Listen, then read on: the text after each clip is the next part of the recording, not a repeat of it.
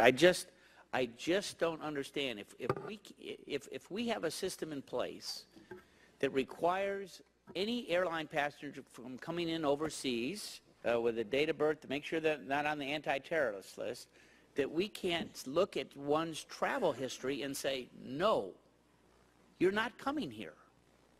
Not until this situation, you're right, it needs to be solved in Africa, but until it is, we should not be allowing these folks in, period.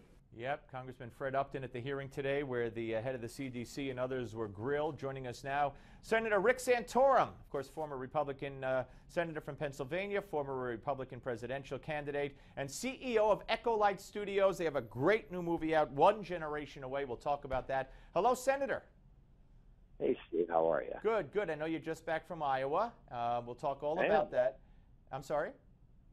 I said I am, yeah. Yeah, all right. But I want to get your take on this. I mean, I'm dumbfounded. I don't even know what to say anymore. The excuse keeps changing. We have over 28 countries, including a whole host of African countries, who are saying, no, you can't get into our country if you're coming from one of these African countries with Ebola. And Frieden is giving every excuse in the book, including, according to Congressman Tim Murphy, that we don't want to ruin the African countries' economies, so we can't close our borders to them. This, as someone who, from the beginning of this outbreak, called for a travel ban on people coming from this area of the world, it makes no sense when we have so little information, as we have seen, about how this virus is transmitted.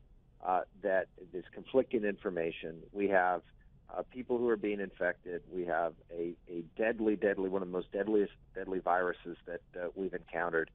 This is nothing to play around with. I agree that we need to contain it at its source, and we need to be helping people to contain it.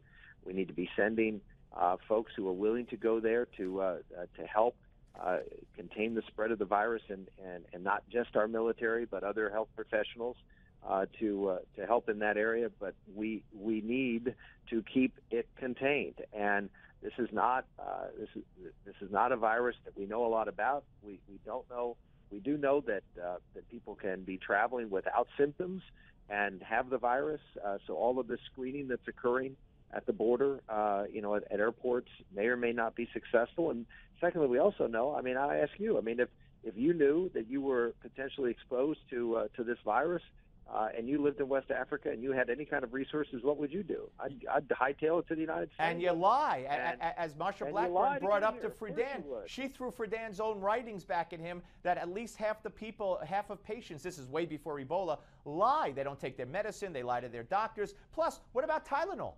How about you want to get rid of the fever? Take Tylenol. Of course. No, this is an easy thing to evade.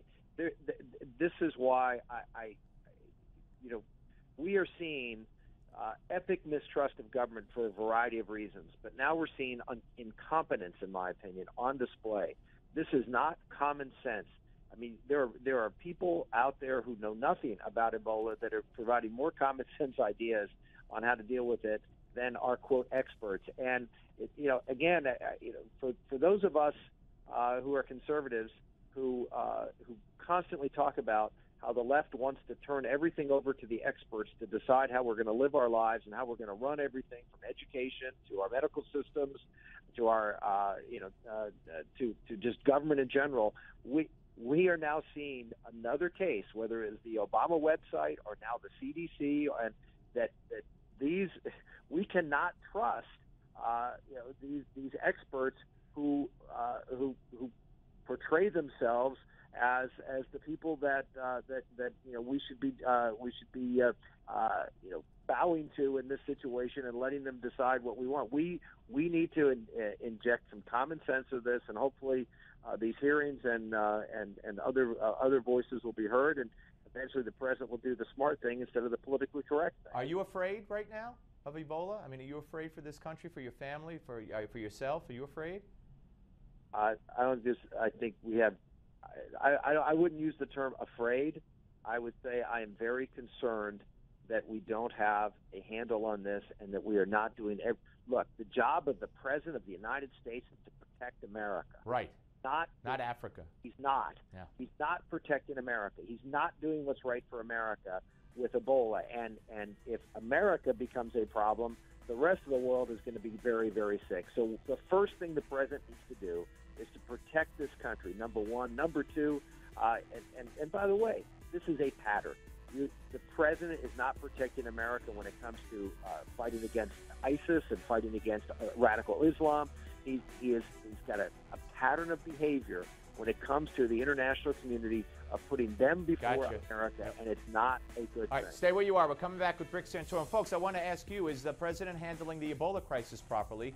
Go to newsmax.com/polls and vote now, newsmax.com/polls. Back with Rick Santorum right after this.